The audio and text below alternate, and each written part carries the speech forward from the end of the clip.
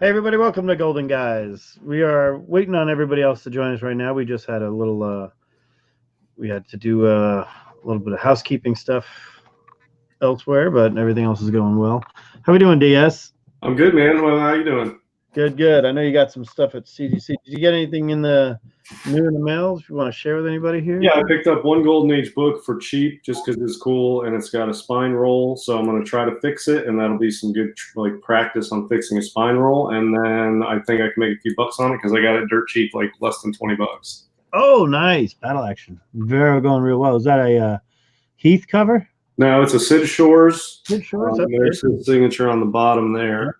And I just, I'm not huge into war, but war comics are picking up. And I notice especially the ones that have like snowy covers are a little cooler. And this guy's carrying his buddy away while he's shooting in the snow. Yep. No, Battle Action had a lot of great gray tone covers too.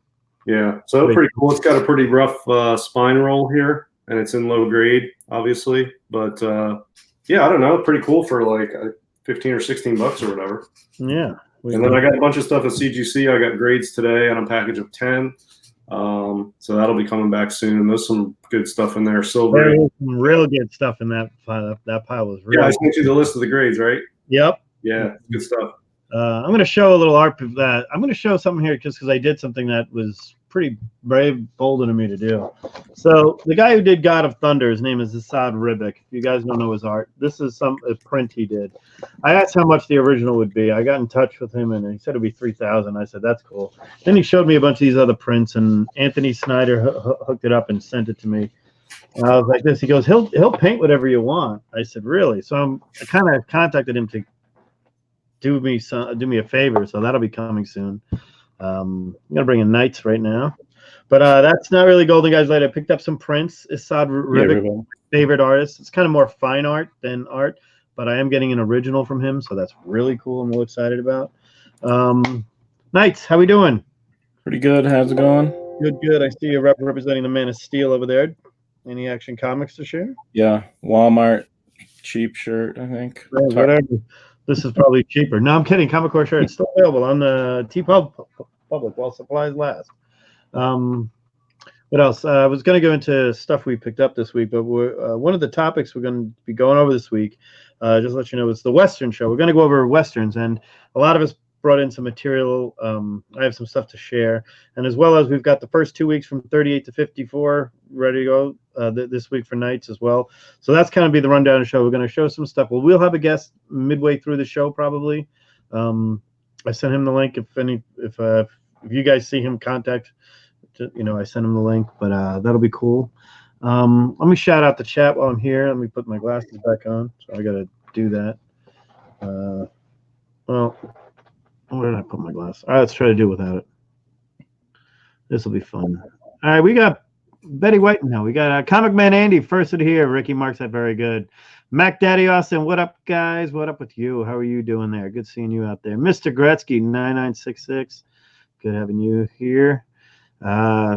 Me, I was here. Chris Barrett, it's a show when Chris Barrett gets in there. And he's here on time, by the way. We were not. Barrett's in a lot of shows. I see him. He's very active in the community. Oh, he's great. He's great. He is our he's a big part of it. So Woody is the sheriff is the guest. That's great.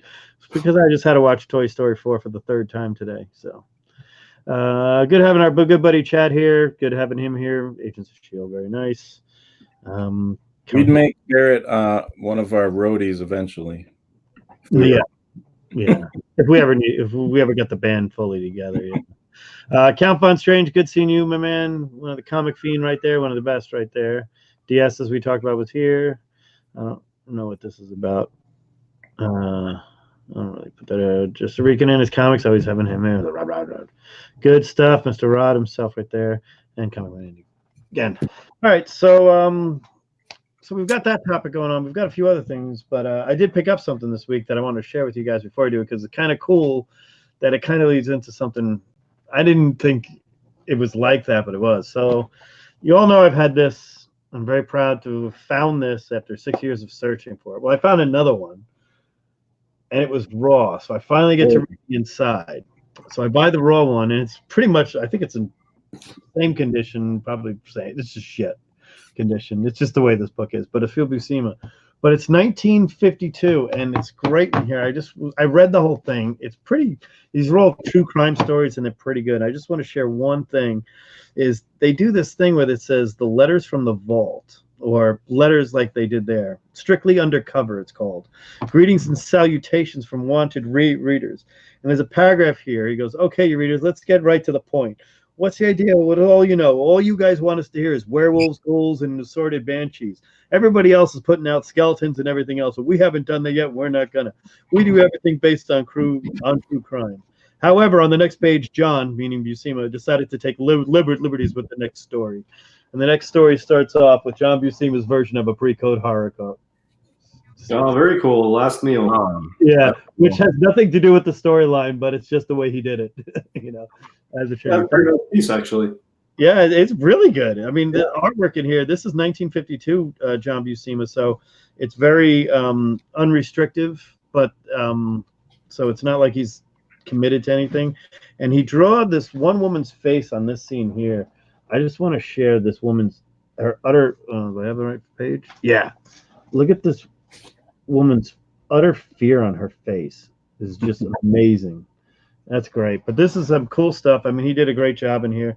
It's definitely a good find there. What year? 1952. And so now I've got 2 of the 4 known copies. So another thing. Let me do the Bernie Wrightson thing. Well, I was going to say that for another day, but I might as well just show it. I now own 2 of the, or 20% of the first 10 Swamp Things in the highest grade signed books. Single highest grade by Bernie Wrightson. That's good. This is my big. This was shared this with Mr. Knights. This is nice. Wonder Woman 61. I got a great deal on this. I had a great weekend. DS. I kept showing DS what was going on. I sold some books, made some trades, did some things, and I really got some good books this week. And this is one of them here. A lot of them you'll see over the next week, but that's a nice one. Wonder Woman number 61. It is it's a nice book there. So, but those are my golden age pickups. So, and then I got a pulp, but I'm not showing you the pulp until I show it to you next week. Knights was late, so I'm just going to show him. I don't know if he's seen the that's awesome. Battle action I picked up. Low grade, got a spine roll I'm going to try to fix, but I got it for like $16. So nice. Yeah, not bad. That's it. That's the only golden age I picked up recently. So very cool. I picked up a Golden Age Japanese toy. Ooh, is that a Voltron or one of the Shoguns? Name is Mazinger. Great Mazinger. Yeah, that's cool. That's super heavy. I had a Shogun one. 1975 or so. Yeah, I had a big one like this. Well, when I was like 3, it was like this, probably like this big now. But it was a Shogun, they call it, Japanese robot. I got to play with that Godzilla and Rodan. Yeah, you're talking these guys. Yep. The big, those things on the back there, yeah. They, the small ones were called Shoguns too. Yeah, the ones in America, anyway. Yep. All right, so let's go into Western books. So I found some great stats I'll share with you. I'm going to bring up this page here. Go into my Buscema folder and then go into Western Comics. Okay. So what I did is I found some really cool stats. I'm going to start out this is a great one to bring up first. And I will be sharing screen in a moment here. Get ready. All right. Can you see that? Nope. No. You got to share screen, maybe.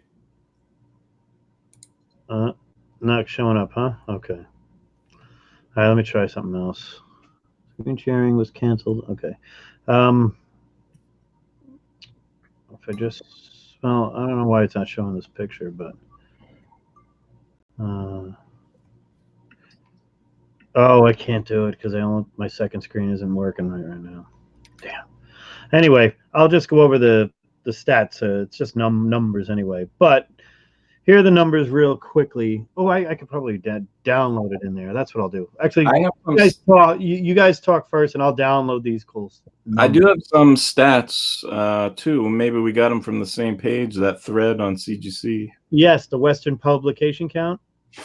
I think I have that. Where literally there was nothing until about 1946, and then it's really only like a 4-year span. Yeah, I have that. If you want to share, I can do my screen. What's going on?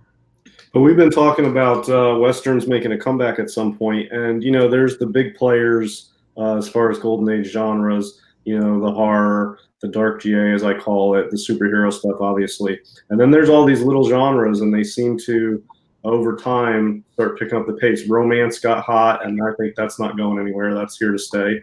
Yeah. Some of the post-World War II war stuff, like this, the 50s war, the Cold War type stuff, that's starting to pick up.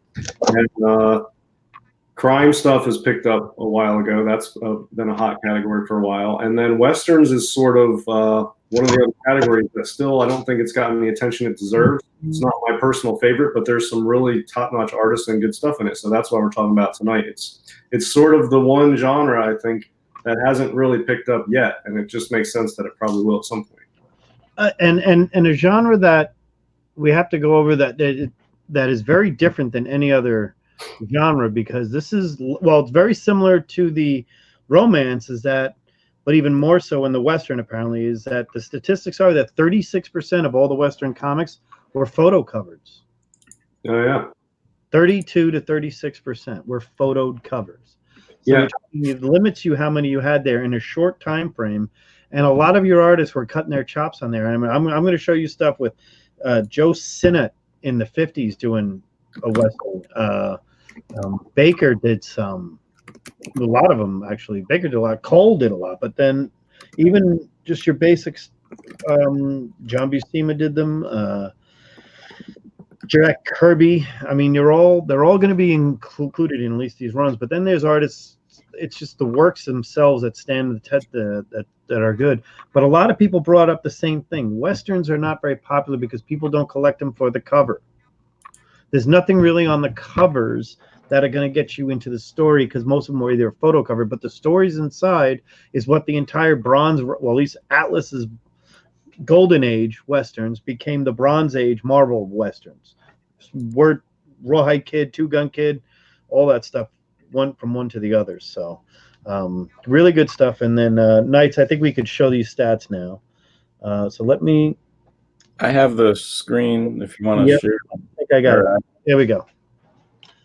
So that's what we were talking about here. If you want to look real carefully, the early part here is the early part of the Golden Age, all the way up until the 1946 is that first bump. And then you don't see really begin until barely about mid-48, probably, towards the end of 48 was probably when they started picking up. And then you see 49, and then it's pretty much done after that. And that statistic right there will tell you that that's your Westerns. Now, of that, did you bring up, do you have the one with the Dell? I don't have that one. I do have the photo cover breakdown. So look at the number of. So Dell had the most, and Fawcett had the most. Fawcett had Hapalong Cassidy, which is the number one, probably one of the longest running outside of Lone Ranger, probably. Actually, I have that. I could bring that up here. I have that in this folder. And there's something like 5,000 Westerns or something. Yep, there were. Yes. And 1,353, 32% were photo covers, so you could skip those ones. Right, and a lot of them all ended by 1955. Most of them ended. The longest running, obviously, was 4-color. They had 277 Western comics. Of that, 150 were photo, and 96 were painted. You got to remember, painted as well. So, and the Lone Ranger, 130. Most of those were painted covers. Yeah, painted, my favorite. Says there 523 of all covers were painted. That's you can collect all of them. Starts picking up and gets more attention. If I were investing in them, the only ones I would stay away from would be the photo covers, because you know, personally, I don't like them that much, but I think a lot of people probably agree with me on that. But in any event, comic books are an artist sort of drawing or some painted driven art style, and the photos, they don't seem to mesh with the art style of comics. And it seems like people who are into the comic hobby for whatever reason are not into photo stuff. So I would stay away from the photo stuff if you're investing in these. But a lot of the painted covers and the drawn covers are. I picked out a selection we can see later for mine, and I went with cover oriented stuff as opposed to like the big ones that you guys probably put on your list. I didn't want to duplicate that. I just grabbed like 20 or so. Do you want to go through those? Yeah, I'm downloading mine as well. Yeah, I probably got like 10 to 12. I have 10 that I put out there, and I have like 2 live I have here. So. Oh, you want to? I can just. Sorry. Okay. You go, yeah. I thought this was pretty neat. There weren't too many girls or women as like the main character. This is one where she doesn't look like stupid, which is nice. Annie Oakley. Pretty late. Whoa. Sorry. Got some. What's happening? We got some. Are you good? No, you're good. I'm good. Okay. Yeah. Mine's like stuck on this. Hold on. Wow. Not working? Right. There it goes. Did it work? Here, I'll pull it down. Hang on. Let me pull it down. Let's go to this. That's what happens when you get the golden guys, you know. Yeah, we're not good with technology. Yeah. Are you good? Our VCR is still blinked 12 o'clock in the living room. You see if you can figure that out. I think I could show a few just off the top here. Yeah, go for it, because this program is the pure. I want to show a Baker one. This is the Texan 15. This is pretty well known. I think this is an investment book. This is probably the most famous Baker Western, I think. Would you agree with that, DS? I think this is the one that everybody talks about. It's not the first one he did. The first one he did I have as well, but it's just a very popular one. He has best one. What's the best one of his? I picked a few out of his in my list, and I think they're all so close that I think I might have 3 or 4. If you put those 3 or 4 against a crowd, I think they would all get even numbers of who liked them. So for me, because I'm not really well versed in westerns or Matt Baker stuff, but I picked out ones that I like, and any one of them, they're all rock solid. I think that one's not my favorite, but it's close. I mean, they're all really good. And I got a couple of the title, I think. My favorite of the Texans, actually, I think I have it right here, is the last one he did, which is it's very well. He did. This is, I think, the first one. This is a popular one. Yeah, I like that one a lot. This is a good one. And this is, I think, an underrated one. I don't see this that often. I know it's the hard one to find. I think this is really good. It's just very hard to find. It's the last of that run. This one from Fiction House. This is, I'm not sure who did this. It's the Iger Shops. I mean, if Firehair is going to give somebody a Diamond Cutter or a Stone Cold Steve Stunner, I'm in by this cover. I mean, this is. I bet you that's Maurice Whitman. It could be, because it's. Oh, sorry, Knight's backed out. But I don't know exactly who did it. I looked for it.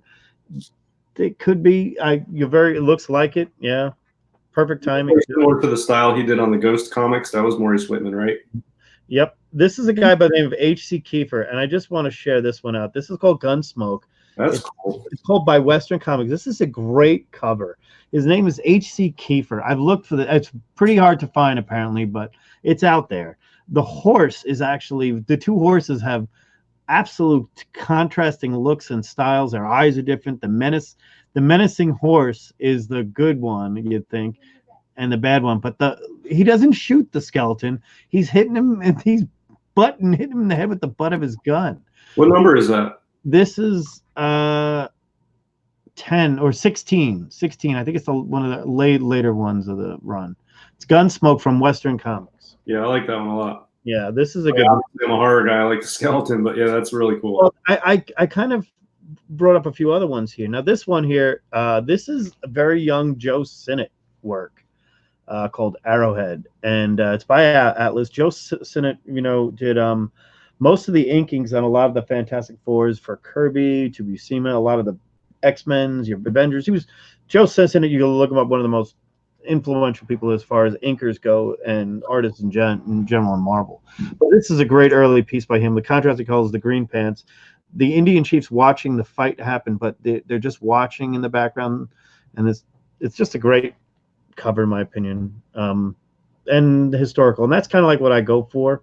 Probably more, if you're going to go that, I'm going to have to say this is that, because he drew himself into the comic. I think it's great.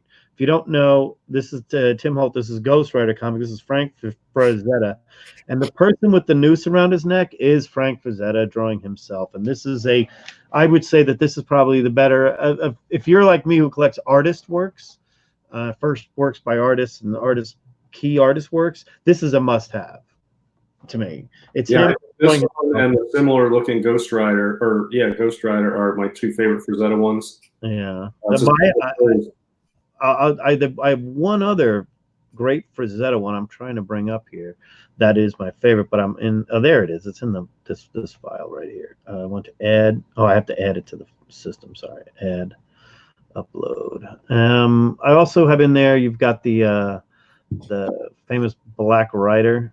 Did I show Cowpuncher yet? Oh, I did not. But this is one of my favorite Ghost Riders because the Frankenstein, and we've all seen this cover before. And it's Frazetta doing it. So I think it's badass. Absolutely love this book. So it's harder to find than I thought. It's on my list, but it's out there. I just have to be not as selective. And this year I'm going to focus more on the Frankenstein. I'm trying to get the Universal Monster side covers. Not so much their titles, their side ones. Because I don't want every tomb of Dracula. I just want the one where Dracula shows up and shit up, This is a great Jack Kamen piece. That one's pretty well known. Yeah. And I would say it's a pricier one that's known as the Good Girl. This is a funny, it's a green brunette in distress, which usually is not the case in these. But in the Western, they kind of broke the trend right there. I showed the Texan, the Tim Holt. Knights is back. Okay. You back? Yep, I'm back. Does it work? Yeah, I don't know if StreamYard or something messes up my laptop, just goes crazy sometimes. Only when I share screen for whatever reason. I was showing these just to let you know, the Frazetta drawing Frazetta. Oh yeah, that's great. Yeah, this is classic for artist collectors. The great Diamond Cutter, Stone Cold Steve Austin by Firehair Wrestling Move. Is that the first Firehair cover? I don't know. It's pretty late. It's late in the Rangers run, so I don't think so. She had her own title too. Yeah. Cowpuncher showed that one. This great piece by Joe Sinnott. Just really, we went into the Bakers. Baker 1, Baker 2. This is probably, I think this is his first cover for the Texan. This would be the first one he did, yeah, because before that it wouldn't have been him.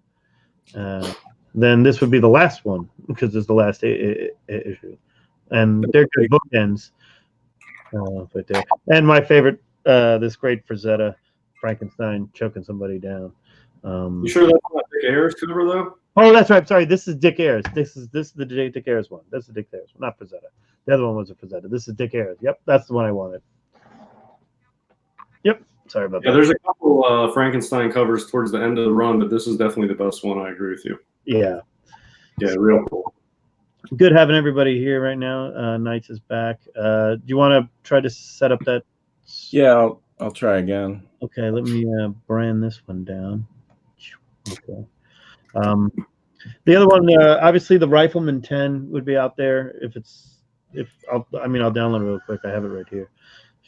I consider the Rifleman 10 to be a novelty cover more than a Western, but it is Western, obviously. But it's weird because it's just because of the innuendo, but it's a Western, but it's got that innuendo, and it's a photo cover, and it's just I have two honorable mentions I put in my top 10 as there, but I'll show those there because this was one of them. There you go. What you looking at, Chuck? That's the Rifleman 10. Pulled a nice picture of it too, a 9.6. Yeah, tonight's great if you could find it, but that's a Dell. And honorable mention to these two, and I kind of think this is a fun one here. You got a Russ Heath cover on the left, and this is a typical Russ Heath knowing how to do light and shadow better than anybody. Exactly. Like, it's just the perfect cover, that Western. I'm sorry about the glare. These are mine. And a Wyatt Earp. That is my favorite Wyatt Earp cover just because that's all Jack Kirby through and through. Everybody's so much more pronounced. This is the Western when they almost look like superheroes at this point. They're ridiculously in poses and more menacing than ever before. The Kirby style was being formed again, and it's really good stuff. That's the Marvel way. Honestly, this is, you can see it. Stan Lee stories.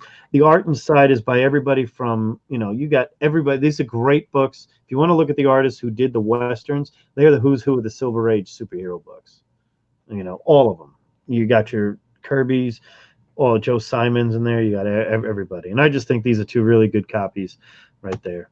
I have my own collection of the Buscema ones, but those are shown all the time.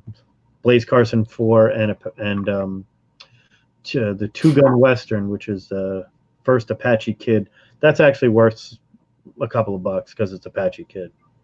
So, all right, Knights has got his up. Oh, I love these. Are fun. These are good. Barbie Riders. Yep. Yeah. Just let me know if there's ones that you already talked about, and I'll just skip through them. But this one gets a fair amount of attention in the PCH collecting world too. It's just it's got more of a little bit of a lighthearted feel to it, but it's definitely a PCH in a Western title, so it's cool. Yeah, all those heads. Yeah, the freaky man, like it's coming. Do we know what artist? There was a period of time I tried to get one of these, and I kept, like, for months and months and months, I kept trying to score one of these. I kept getting outbid, and it got to the point where it was teetering at the price that I was willing to pay, and it's since gone over that. I mean, it's not super pricey, but I don't want to pay a lot, so I'll probably never own this book unless I find like a cheap one at a con or something. But man, it's a book I want, but I don't want to pay a lot for it because it's not horrific enough, but it's cool. Who would have done that? Barbie Riders. Well, that Frank Frazetta worked on that title, but this is not him. And no, but Dick Ayers did some. I mean, a lot of people did a lot of things on this. This was a well-known publishing company. So yeah, I can't remember who the cover artist is. Yeah. I want to shout out to people in the chat who joined us. Ben Compton, like the Ghost Rider. Me too. Great call. Bonafide Comics. Hey, how are you? Great having you here. Comics for Thomas. Hey, everybody. How are you? Gunsmoke. I just showed a great Gunsmoke. These are great covers. Yeah, that's real. Is that a Frazetta or a bait? I don't think so. No. These is that H.C. Kiefer as well? I don't know. I didn't. It looks like I just discovered this guy looking at this book, and I want to thank you guys for this topic because I'm really into these Gunsmoke covers, to be honest with you. Yeah, that's a real cool one. There's a ton of them that are good. Her hair really has that Matt Baker feel to it, though, doesn't it? Mm-hmm. Yeah, and the girl, like I was thinking, it's Joe Doolin probably or someone like that. What number is that? 3 probably, right? Yep. Graham Ingalls. Oh, nice. By himself. And I like the masked Marvel. By himself. That's 1949. Yeah. Yeah. Mass Marvel's a skull up there on the top. That's pretty cool. The one you missed was my version of my gun, the Gunsmoke I put up here. This one. Look at this guy, Knights. He's getting bopped in the head with this. Look at this one. This is by this guy H.C. Kiefer. Oh yeah, I got that one too. Yeah. You do? Oh, I didn't know. Okay. What number is that one? Oh, Infinity Screen. Okay. Love that. Giving people seizures out there. Did you show this? No, I did not show that one. That's a good. That's a good title, though. Yeah, that's got a lot of great cover, great artwork. Baker art in it. That might be a Matt Baker. Yep. And one of the best things, and again, the interior arts on these are, I mean, Westerns kind of have a feel to it anyway, but it's something different to look at. So if you pick one up, look at it. There's Matt Baker there. That's Baker? It says Matt Baker on the signature under the guy's butt. So that is rare too, because it's probably only 5% of all of his covers have his signature on them. He didn't sign his covers. Yeah. I know the woman with the red yellow hat he signed. Right? Well, maybe because this was a different publisher. That Well, led he him. did it for the Cinderella Love. I know that one's signed. So. I don't know if you got this one. There was one of those that came up for sale not long ago, and I almost bought it, but I passed. But that's a cool one too. I like the horror element, obviously. Yeah. In with these.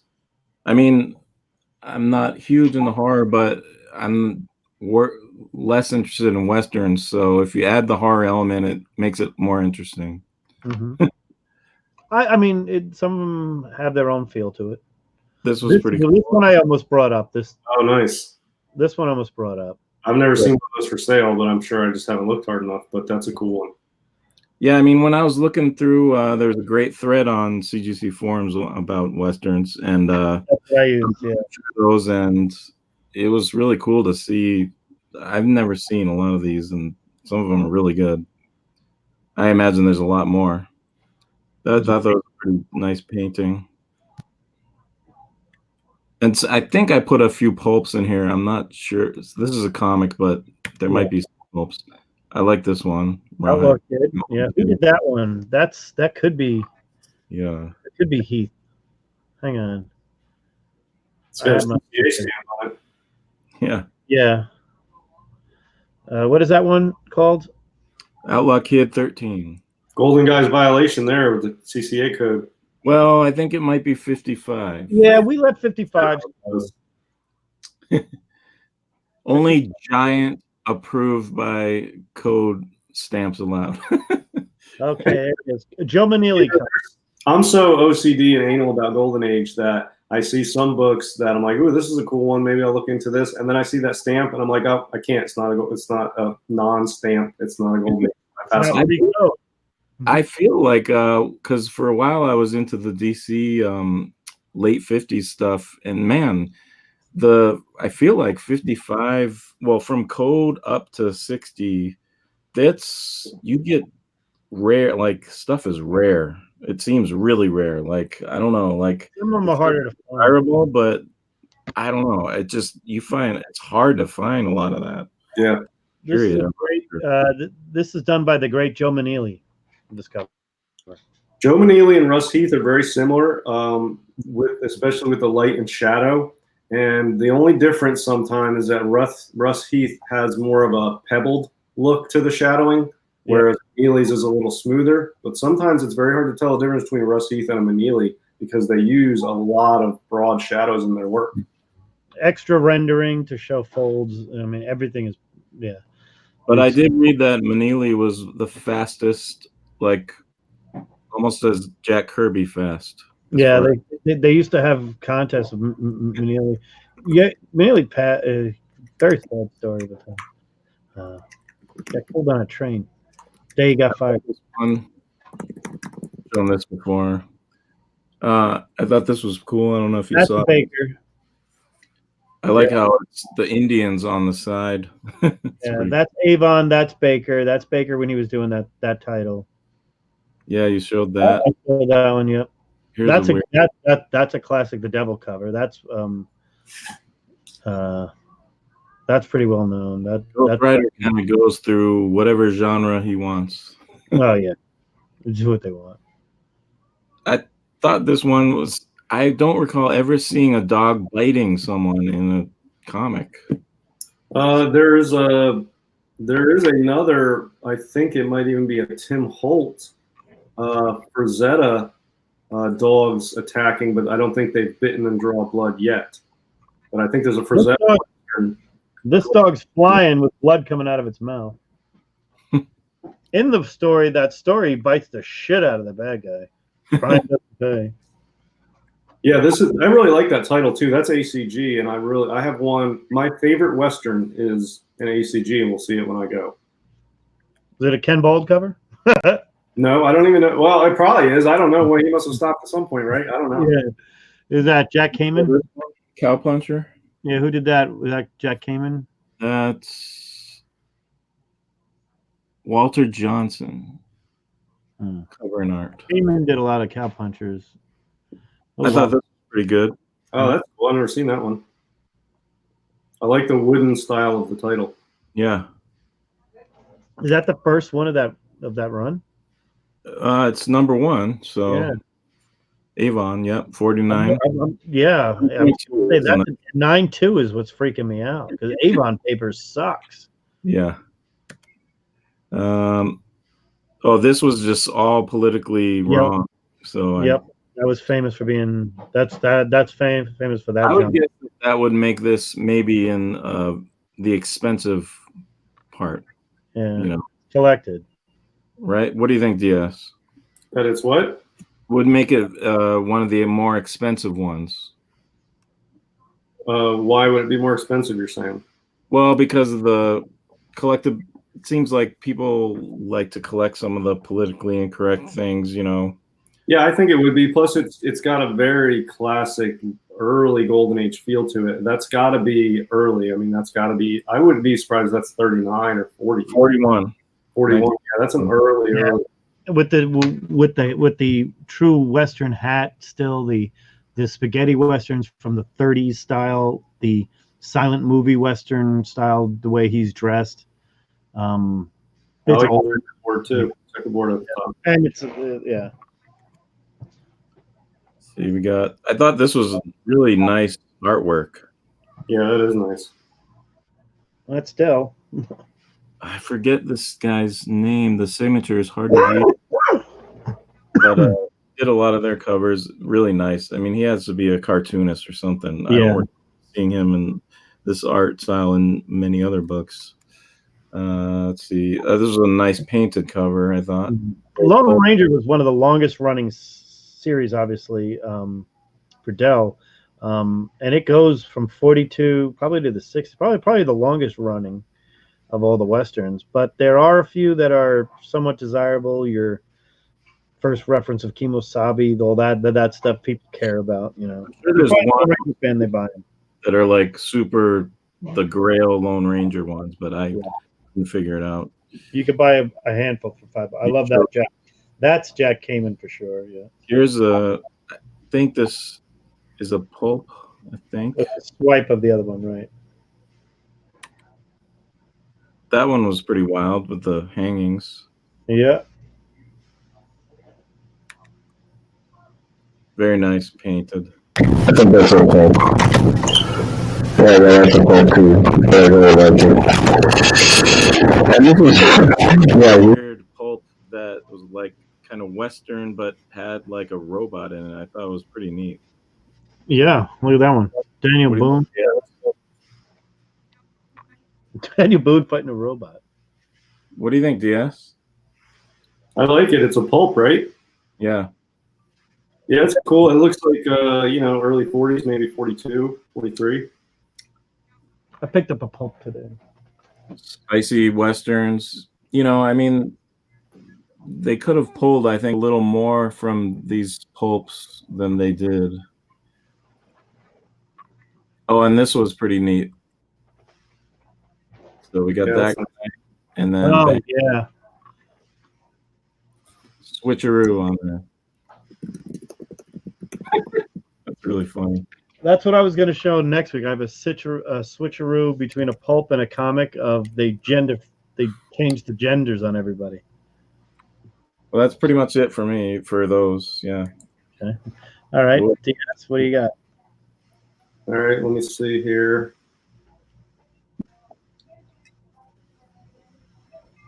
What's the most valuable Dell comic?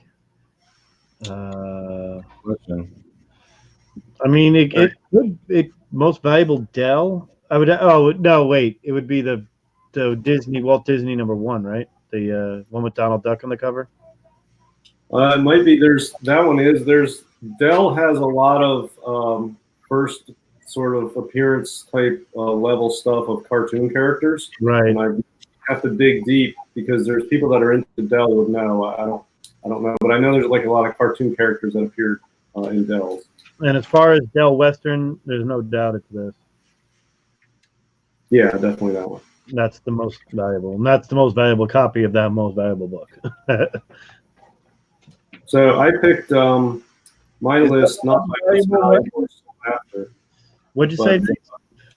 Sorry, I wondered if you said that if that was the most valuable Western. No, I don't think it's the most valuable. So, all right, DS, what do you got? Let's see what he brought. Share my screen. I picked out Westerns that I particularly like a lot, so they're not based on what's very cool, straight arrow. But these are my favorite Westerns. And a lot of these I've already been familiar with, and they're sort of way low on my want list, but they're there. So this is a Frank Frazetta cover here. And it reminds me of an old adventure comics cover, like a Craig Flessel style where he's fighting an animal. So this is just a cool Frazetta, and you can see classic Frazetta pose here in the back with the guy leaning over the rock. And that bear is just awesome. Yep. Then I've got my favorite Ghost Rider, Frazetta again. Yeah, that's probably the best drawn cover Frazetta did as a comic, in my opinion. Yeah, it's got a horror feel to it because it's in the cemetery and it's got that red and dark, like it's dusk, and it's just he's coming out of the grave on the horse. Really cool. I love that one. I would pick this up if I found this like in a mid-grade. Yeah. Or I would definitely support that. I like this a lot. I do search for that at every con because I want it raw. I want to read the damn thing. Yeah, it's a good one. I don't think there's a whole lot of them out there. I don't see very often. No, I never see it raw. That's the one I showed you. Covered that one already. Yeah. This is a horrible resolution, but this is one of my favorites right here. And it's just, it's not coming up very well. The resolution sucks. But it's just a cool nighttime scene, and there's a guy in his cabin with his cleaning his rifle, and these Native Americans are about to fire this torch in there and light them up. But it's just such a cool sort of noir feel for a Western. I love this one. Yeah, Bonafide, if you're going to pick up the Curtis Slay, the Ghost Riders, yep, you can start by getting these books. They're all readable, the Tim Holtz. There are a few that are going to be pricey and a lot that aren't. The Frazettas obviously going to be worth more than the Airs, that are going to be worth more than the photo covers, but you're going to get Ghost Rider stories in there. So that's one thing. Go ahead. Yeah, and this one, this is a Fred Meagher cover. This one reminds me, it's like the Western version of those timely ones. Knights would know some of the titles. Like All Winners? All Winners, yeah. This is like a Western version of All Winners, and it's got Tim Holtz let's put DC's Comic Cavalcade in there when they're all arm in arm. You know. Yeah, it's like that. So it reminds me of that. It's got 4 of the biggest names at the time. Yeah, Atlas did this themselves. They did that with Apache Kid, Two Gun Kid, Rawhide Kid, and some other guy that they had. They did 4 of them. It was pretty cool. They copied the same thing. And this one was a giveaway. That's fine. First Lone Ranger in comics is this one right here. And good luck finding it. Yeah, I mean, it's impossible to find. It probably goes for a lot. It's the first Lone Ranger in comics from 1938.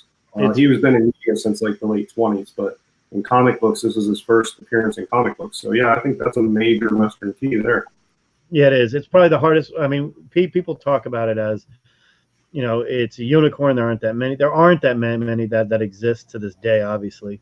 But it's even harder to find one. But there are a few out there. And people they are there.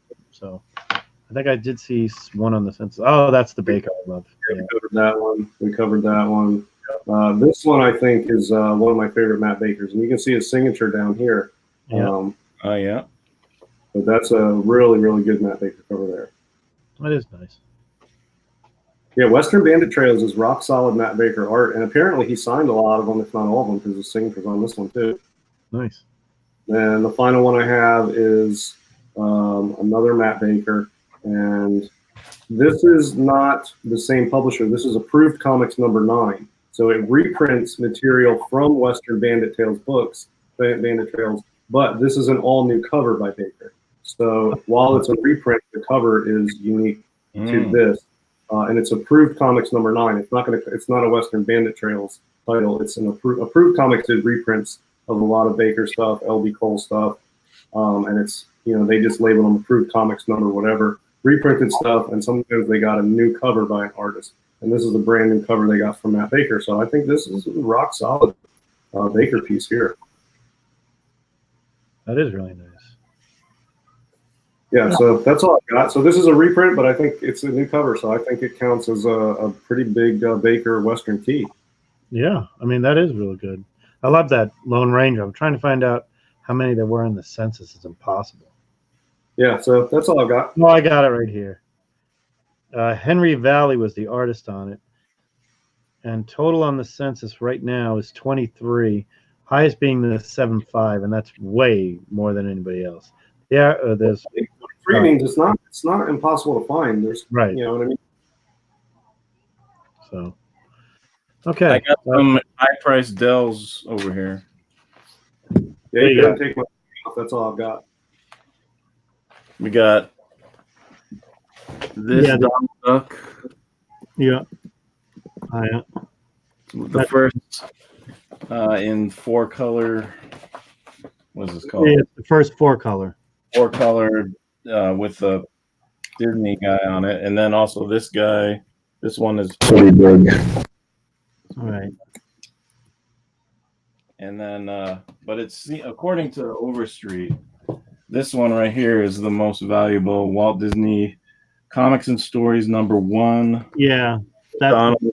talking about the red one with the Donald Duck. Yeah.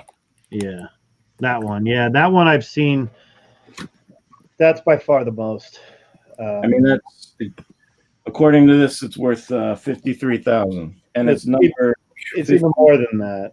I mean, number 57 on the top 100 Golden Age most valuable. Yeah, it's pretty high up there as far as because nobody really knows what it really is worth because it doesn't. I've seen some cooler looking ones, the like larger scale treasury size ones that have the Donald where he looks. Well, that's all bark stuff. Yeah, the bark stuff, right? Yeah, those are nice. Those are really nice. They're really early. They're really rare, but I don't know if it's even in Overstreet. I'm not sure. So, what do we have? Well, now we've got the next part of our show. We're going to do is the what came out this week? The spinner rack. We're going to go back in time. Not too much this week since it's just a week. 1938. We're going to go back in time. Can do that. So here I will share it.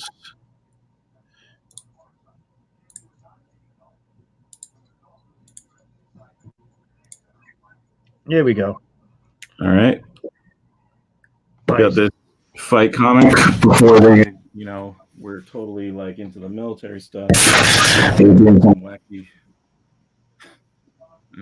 It's number 3, so it's a really early fight. Yeah, I mean, fights go into the 70s, and that's barely into the 40s, so that's really old. Probably a Will Eisner cover. I was thinking Eisner did a lot of the early fights, so.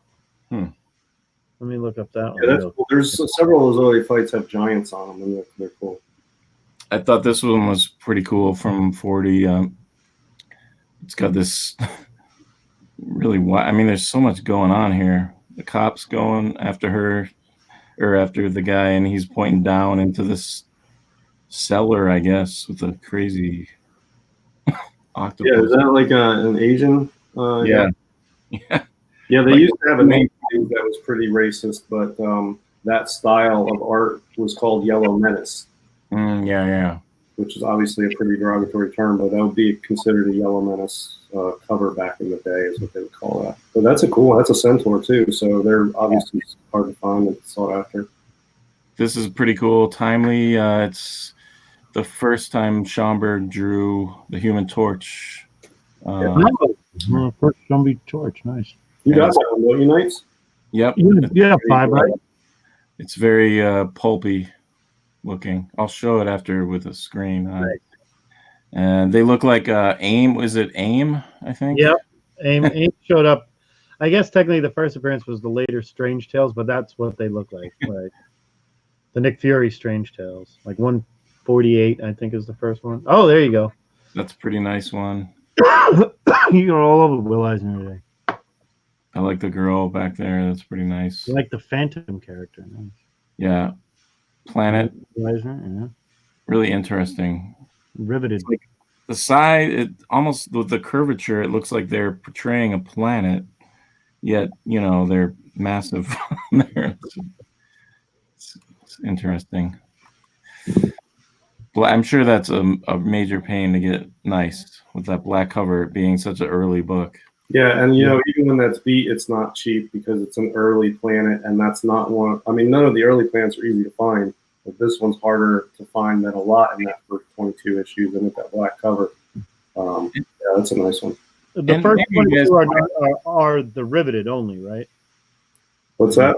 How many of the are riveted? The first 22? First 22. Yeah, first 22. 23 through 73 are not. Right. Maybe you guys could speak to this. So sometimes, the paper quality really varies on Golden Age. And sometimes the covers are super kind of solid feeling. Like I feel like especially some of the early ones. Yeah. And I'm wondering, because sometimes it seems like you don't see a lot of ones that are super creased, super like, I don't know, like just really, really beat up. I'm wondering like if the cardstock or whatever made that,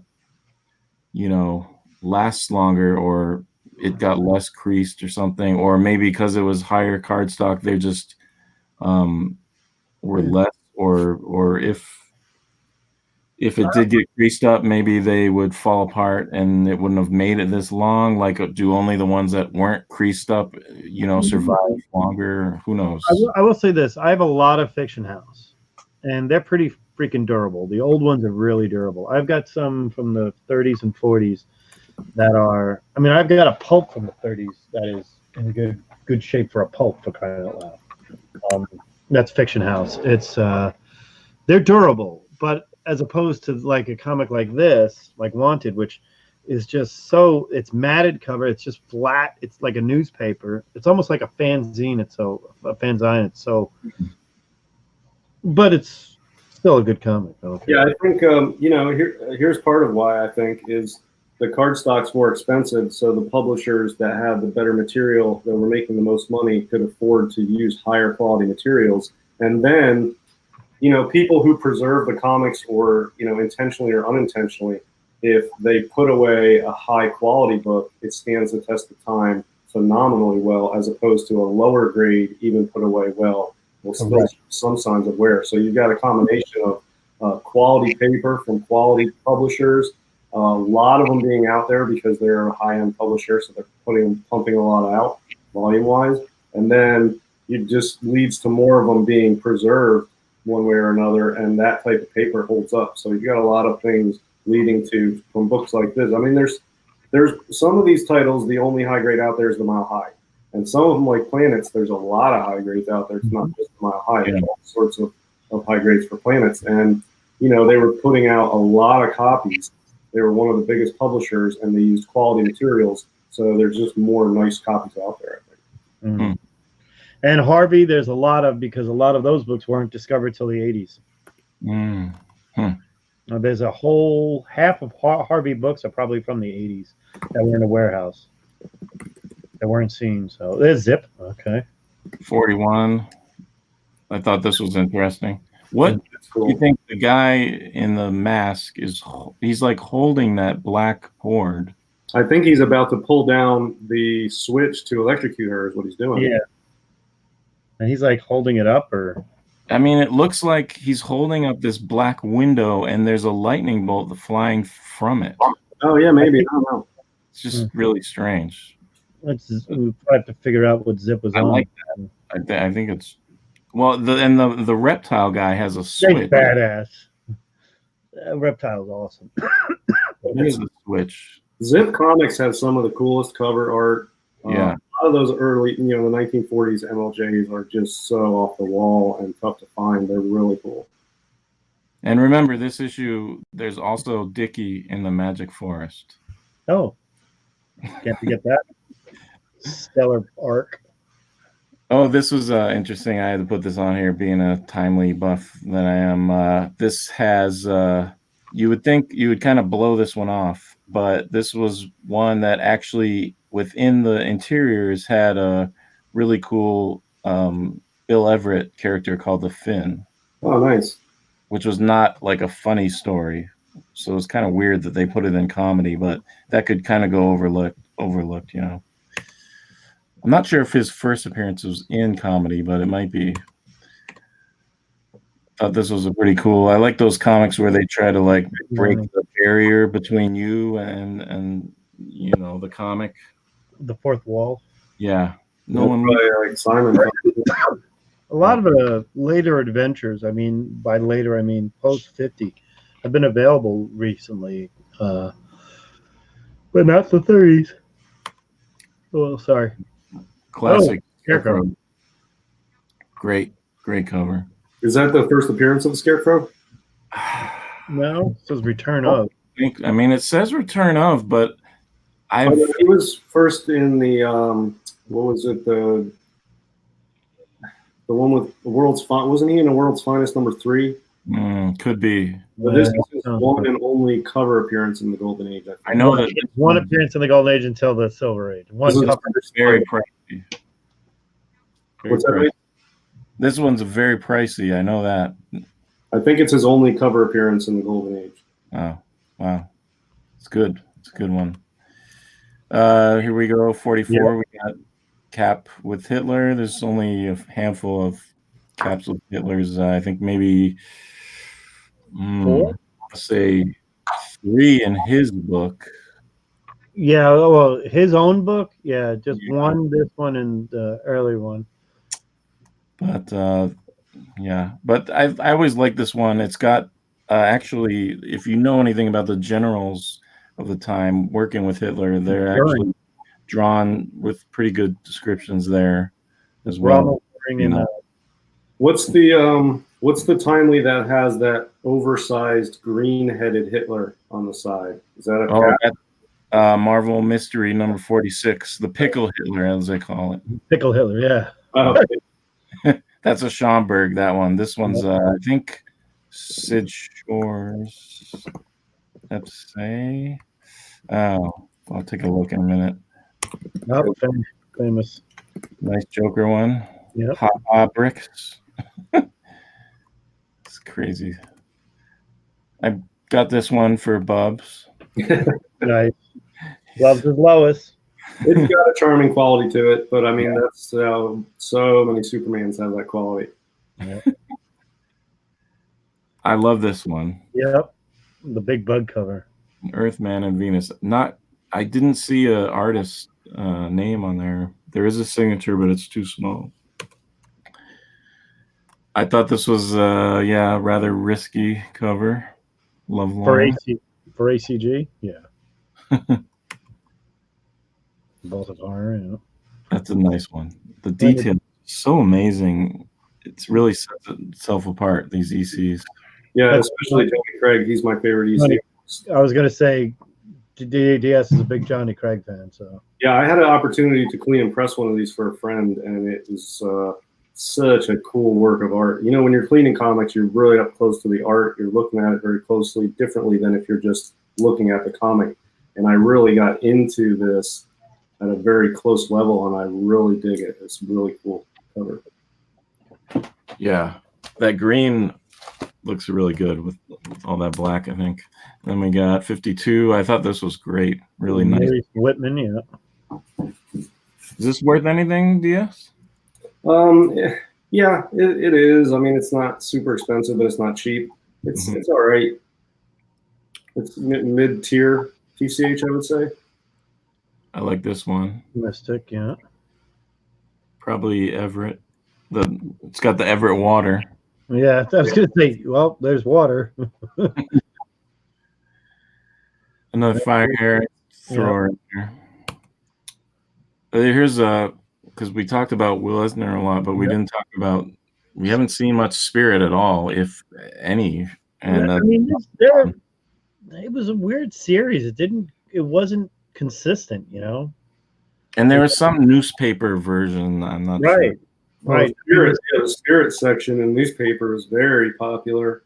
You know, now though, these spirit comics, they don't go for much. It doesn't seem like anybody wants them, and they're cool and they're good art throughout, and the covers are cool. But it just seems like nobody ever wants these. Nobody bids on them. Nobody pays up for them. They're just like afterthoughts in the golden age. And it's like the spirit sections are more popular from the newspapers. Yeah. I was going to say it's the one that the periodical version is way more than the comic. You have that with Tarzan too, though. And that one's just so. I used to. So I don't know if you can read that, but there's a lot of bad stuff on there, racial slurs and whatnot. So that's Korean wartime. So yeah. Yeah, Ace was really. They just kind of did whatever. Seems like 53 Monster Comics one. Yeah, it's similar to the Ghost. It doesn't go for a whole lot, but they're cool. If you find a mid-grade of these, they're cool pieces of art. And there's a market for them, but they're not heavy hitters.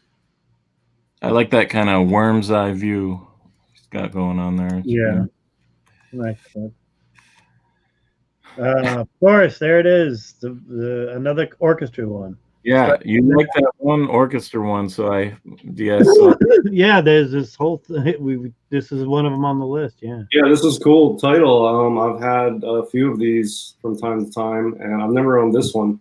I think it's a standard publication, and they're so beat all the time. It's so hard. Yeah, you find a few, you're lucky. 3.0 on these. Yeah, they're a crap shape. They're like Ajax barrel. You just deal with what you get. Yeah, I mean these top out. A lot of these top out at like 6, 6.5, 7 on the census, and they're so hard to find in good shape. But they're really cool. I love it's a good title. Ken Bold.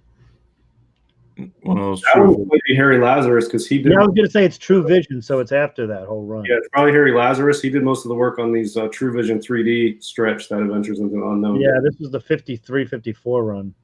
And I'll give you a little heads up. My CGCs that just got graded had my favorite issue of these True Vision 3D Adventures into the Unknown. And the grade I got is second highest on the census, 0.5 behind the highest graded. So I'm going to be very happy with that. Awesome. Good for you, though. That's great. Yeah, he reminds me of the Creeper, right? Isn't he similar? Yeah, it does.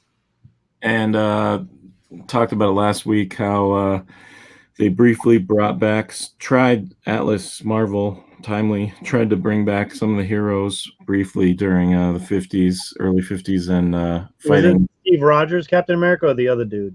Well, yeah, I think it's retcon or whatever as the other guy, but yeah, it'd be interesting to take a look on the inside and see if what they pants. Yeah, and if you're looking for a Golden Age cap and you don't have the money for a Timely, you can slide in under the wire on one of these at the end of the run where they became Atlas. You can get a Golden Age cap issue for a really good price, and I think the interior stuff is decent. I mean, it's still top-notch artists. It's artists.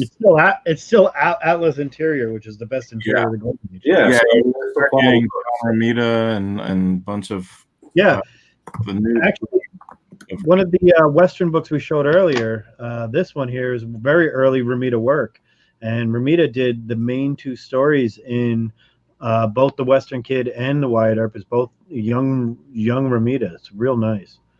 So just sharing that. Go ahead. It's kind of interesting, you know. I like how it says Kami Smasher on the top. That's pretty cool. And he strikes the betrayers. So that could be him going in the Red Scare, you know, rounding up people in America. Yeah, he's getting McCarthyism right there. Yep, McCarthyism, exactly. This was pretty classic.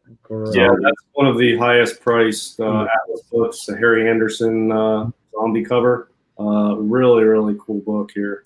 Probably the best drawn zombie of the Golden Age, hands down. What year did Night of the Walking Dead come out? Oh, that's like 61. Yeah. Oh, wow. Night of the Living Dead. That's way some of the best zombie covers are the Atlas because Menace 5 has the Marvel zombie Simon, whatever his name is, popping up out of the street. This is a nice zombie cover. There's that other one with the undead Russian soldiers in the snow. Oh yeah, remember off the top of my head with that one, but the Atlas had the zombie covers. From There is the term zombie comes from. Well, the first time zombies mentioned in comics is in there. Oh, There is a comic, and it's the first time The Walking Dead is mentioned is in the same comic. It's funny. There's an Atlas book Kirkman was a big Walking Dead on it, and he actually said that he took the term The Walking Dead from the first zombie comic. So, huh. because that's Wow. what I researched zombies at one point, and it comes from Haitian voodoo lore. And I actually argued back and forth with CGC. I had a book with a zombie cover story that predated all of these other zombies, and I tried to get them to call mine the first zombie in comics. And they basically back and forth, they said, no, zombies have been in comics before that. But they didn't give me an example, and I couldn't find one. So I really think mine was possibly the first zombie in comics. Not the first zombie ever. They predate comic books entirely. But I don't know. So I did a lot of research on zombies in comics at one point. Yeah. Anyway. I love this one. Yep, that's a good one. Actually, Out of the Shadows has a few ones like this where it's very like the vampire-esque stuff. I've looked for this one. There's a Timely that's very similar to this, or Marvel, sorry. And they have one of the best PCH books in this title. I think it's number 8 or 10. Those are the two I want, but I can't remember which is which. One is a spider cover, and one is a shrunken head cover. And the shrunken head cover is a really pricey book. And I passed on one at Baltimore because I bought that Weird Mysteries 5. Right. Instead. But I was going to buy, if I didn't buy that Weird Mysteries 5. Yeah, you got a fine art. Come on, man. I know, but I could have bought the Out of the Shadows and something else. Yeah. But whatever. I mean, it's a book I want someday. It's tough to find. It'll always be there, right? And then we got, that was pretty good. Yep. Werewolf. Cool. Yep, that's actually the transformation to the werewolf. He's actually transforming into the werewolf there. It's actually, that's a pricey for Strange Tales, the early one. Yeah, I think that, well, pricey, what I mean is it's not like a $40, $50 one. It's usually more than that because of the transformation cover. And then the last one was just another example of EC trying to. Let's clean this up a bit. Yeah. But it's kind of off a cliff. The comics code, they really fell right off a cliff. And we looked last week at that one MD. Yeah. Yeah, that's right after it too. They just fell off a cliff. Yeah. Well, I'm going to recap real quickly. I added this to my collection, Wonder Woman number 61, which is my elephant cover, one of the 2 Wonder Woman elephant covers. I'm working on number 9, which is also the first Giganta. Maybe I'll get lucky on Comic Link. Maybe I won't. But I have my limit in there. I also showed that the Wanted comic that I've searched forever for, that I found last year. I was so excited about. And then somebody said, I found another one for you. So I picked another up. Again, probably the same condition. They're all 2s, and it had a really cool, this is all Buscema through and through. And this was his answer to a question. It says, why doesn't he put any pre-code horror? He goes, because they're true stories, but he added it with this panel. So I thought this was really well done. Yeah, let me buy that off you so I can cut that page out and frame it. I'll give it back to you. You just have a qualified book. You don't need that horror part. You don't need the horror part. Actually, there's a lot more in it there. There's a story about it's an Arab guy whose eyes remain open the whole time, and this guy who killed him. These are all true stories. And he's on a ship, with a coffin, and the guy he killed is in the coffin. His eyes are still open. It's badass. And they said they never knew, and then he, the boat rocks and knocks him over. There's some cool ads in here too, but also, they've got it's just a good book. I mean, I like these crime stories. I had to read it. I finally got a chance to read it. Real solid. You've seen it through and through. Great panel there. Those are 2 there. Might as well show this. This is the highest graded Bernie Wrightson signature Swamp Thing number 8. I have 2. Number 3 I have is a 9.6 also, which is also the highest grade Bernie Wrightson signature on a first 10 Swamp Thing. So I have 2 of those. One of the big ones, I guess, not number 1, the second biggest one, 3. Something cool up there. I will show up more. That's a Meatloaf picture disc, but that artwork is Bernie Wrightson. So, Oh, nice. So I have that. I've got the pass. I've got the 45 coming. I found all that stuff. That Conan reader. That's what I picked up. I have a lot more stuff coming this week, including some kick-ass original art pieces, featuring some silver guy, a blind guy, and some Doom Dude. So yeah, I got a nice Bernie Wrightson piece coming back from CGC too. I think I shared it with you guys. Yes, the Web of Horrors 3. Yeah, I got a pretty decent grade on that. And that is a tough book. There it is, Out of the Shadows. What is that number?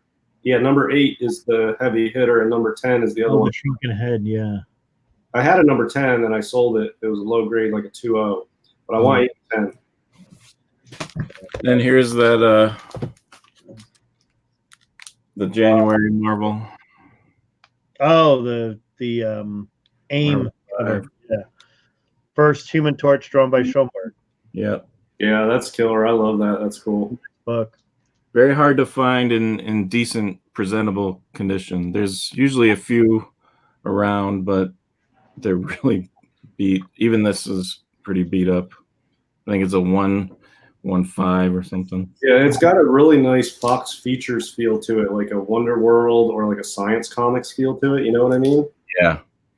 Pulpy and real detail too. Is that one? I see that one a lot, and it's got more of an orange look. It's not faded, right? Is it just a color strike or what? People say that it is not supposed to be as red as, say, like some of the other ones, like even like this. Right. But people do say you can, just like any other book, find one with more vibrance. Yeah, but I feel like it's not faded. It's just like there's 2 separate. It's almost like a color variant for that one, because I see so many orange ones, and it's the same shade of orange. I don't think it's faded, but there's mostly orange for that. Oh, you do have it. Nice.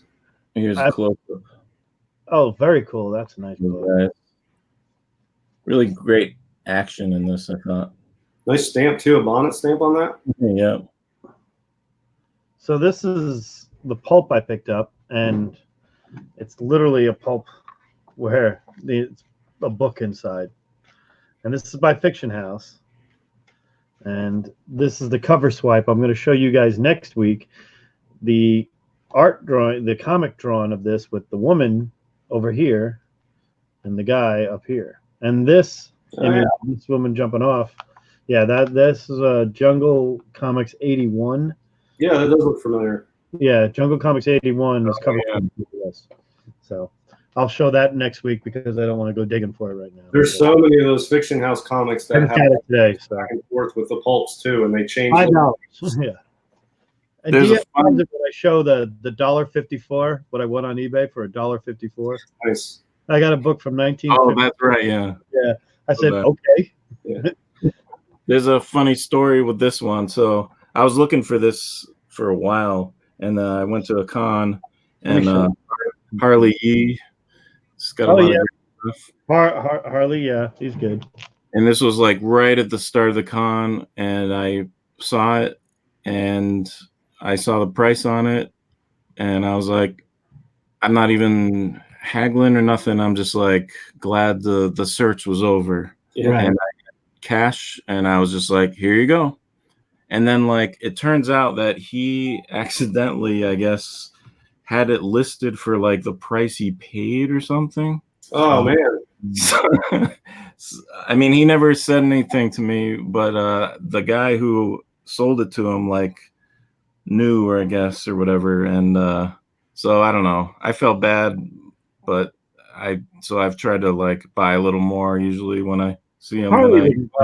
Yeah, I don't think you need to feel bad for Harley Yee. He's got a booth at the cons. You know what I mean? At every con. If he doesn't have a booth, he's walking around with his little black bag behind him, full of freaking $1 million comics. You don't even want to know what he's got. You know. Well, they'll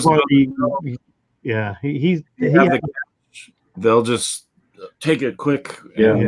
think about it, you might be getting a really good deal. He probably does more cons, I think, than any of the other page dealers. He was a Reese is up there though. Reese, not long ago. Last year, I think he lost a lot in the theft. Yeah, not since. Well, now that Reese has branched out to add 2 of his sons, Reese is at every con. I mean, Reese doesn't have the niche golden age stuff that Yi does. No, Yi's got everything. Heavy hitter stuff. That's it. They don't have the obscure, and Reese has all slabs pretty much, but Yi has tons of like obscure golden age, and you could spend an entire day at con just at Harley Yi's booth looking at stuff. It takes forever to get through his booth. It's great. I swear, I've seen some of the same books in his booth for like 10 years now. He still has that old school Journey into Mystery. I want that one, but he won't come down. Got to go below 600. I told him. He can be a little stubborn. He is. He loves that. Even the one book that Tales of Suspense 3, he won't sell it to me for 700. I'm like, 700. I want it. He goes, man, you won't find. You know how he is. He's like, that's a great price. I'm like, I know it's a great price. You got it for. I want it for this price. Well, I mean, pay pretty well sometimes for books. He does. He wants to trade. Yeah. If you only got like, a couple hundred books, you want to move them. But if you have the number of books he has, you can be patient because other stuff will sell. And eventually one of those will sell. But he's selling the same amount all the time, so he can be patient. It's tough to get some of those dealers to come down on prices on books no matter how long it's been up there. Yeah. So I also heard other dealers say that he is one of the most dedicated guys, also because he goes overseas to a lot of cons in America. I mean, imagine the work that must be. God. Let me shout out the chat again. I want to thank everybody for sticking with us this whole time. It's been great fun. Big thanks for joining us. We were talking a little bit there. Actually, Harley, I'm looking up here on my list for him, and on my list it says, get him to sell you the Airboys. Yep. Yeah, so if I see him at the next con I go to, I'll ask him. I don't know if I'm going to make it to C2E2 right now, considering I've got a bunch of stuff already that I don't need to go to a con for right now. And I really want to save up for MegaCon. So, hey, Knights, by the way, can you do me a favor while we're here? Can you tell me a little bit about how the Golden Age comic hunting at Emerald City is? I've heard great things about it. Well, it's pretty good. Last year, Terry came and he only brought like a few boxes, something. Like in the past, he had his own booth, and I'm hoping that he'll have his own booth next year because, I mean, it's kind of like Harley's. He has tons of obscure stuff. Teddy Superworld, I think, I mean, there are some people that are not far from you, but Seattle, it sounds like a great time. I mean, there's him. I don't think there's as many as some of the cons you guys talk about. So we got more is great. We got the Golden Age Guru, Jeff. Yep. Jeff will be there. We got Harley's always there. Jamie Graham is always there. He's always got great seed stuff and some raw. And then I think Reese is always there. There's probably like maybe 5 or 6 kind of local guys that not too local, but like within the state or so, or maybe in Oregon that come up. Yeah, there's definitely some guys from Oregon, Cloud9. Oh, the Portland teams. Yeah, there's a lot of good comic shops. And then the Vancouver guys come down as well. So it's a pretty good mix. I mean, I don't think it's. I don't know. If you go a couple of days in a row, it usually somehow some new books appear, which is good. Shortbox moved out there too, so he's been hitting one. Gene's there too. Really good Golden Age books. Yeah, Gene's got a lot of great graded books. And he's got a new system to keep track of your books. It's pretty something I definitely want to talk to him about eventually. But Gator doesn't go. No, Rick. I don't think Rick will go down there, and I know Vince doesn't go. I know Dave and what is it, Adams or something. Well, because they're there, but they don't bring a lot. They're out of Boston, so they bring a lot of stuff to the East Coast cons. At Baltimore Heroes, they're there, and they have a lot of stuff. But But you do have those local guys because, like Ben. Bedrock City might go because he might show up. I'd love it. I haven't seen him. He's good. But there's like some guys I talk to who are big Timely fans. I'll take pictures of stuff and show them to him, like Ben Primetime, and he'll see books that he hasn't seen because they're just local guys. Like there's this guy who had a Cap 2 that he wanted, but the guy almost, and he just keeps it in his shop. He doesn't do online, but he'll bring it to the show. But we're not even sure if he wants to sell it. Sometimes guys just have stuff, and I've been here for a while, and I always have been inquiring about Timelies, which is always kind of funny to hear the response when like they don't even know what I'm talking about. But but they there's a lot of dealers that are kind of collectors as well. So sometimes, I mean, you got to get there early if you're after something big. But yeah, I mean, I have my goal this year, like I said, is Adventure 34, and if I don't get it in the first 10 minutes of a con, there's a 90% chance it won't be there. But there's people who go to a lot of the California, the West Coast guys. If they go to a lot of the California shows, they often will feel like they can skip the Seattle one because it's a lot of the same guys that they just saw like a month ago, except for those local guys. So I don't know. If you've never been here and you haven't been on the West, do a bunch of the West Coast cons. New outlets out there. It keeps getting bigger. Asking me about Golden Age hunting and what con, and I said of the ones that are coming up, C2E2 was pretty good, but probably Emerald City is probably right there with it as far as. Well, I don't know if Terry is having his little con. He does this little. I don't know what it's called. Little Giants? No, that's at a Boston. No, it's just a little California con that Terry usually puts on himself, and it's just dealers, only comic books, and it's like very golden and silver age. Very cool. There's one of those here in. There's one in Kansas City. There's one here in Iowa. We got a lot of big money collectors always flying for his thing. That might have just happened. I'm not sure. I've been a little too distracted by these robots. Yeah, I've been getting a lot of original art. So. All right, well, I'm going to go get off here and go press my Tomb of Dracula 10. Yep. I want to thank everybody for coming. We're going to end the show right now. Once again, we enjoyed everybody for being here. Thanks for being a friend. And we're just like the Golden Girls, just without all the sex appeal. So enjoy your night.